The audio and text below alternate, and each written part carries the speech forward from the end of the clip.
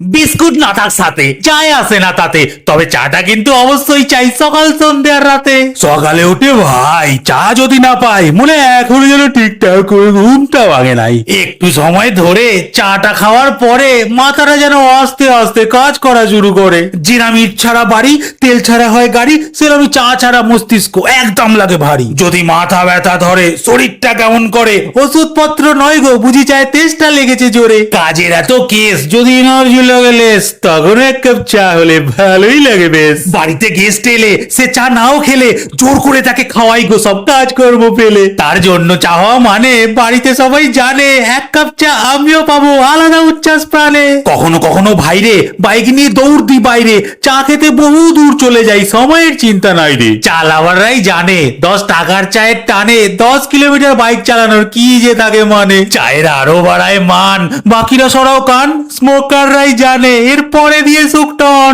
এ কথা বুঝবে শুধু তারা, আমার মতো চা পাগলা যারা। বাজারে নিয়ে যাও, এই তো আসছি খেপা দাঁড়া।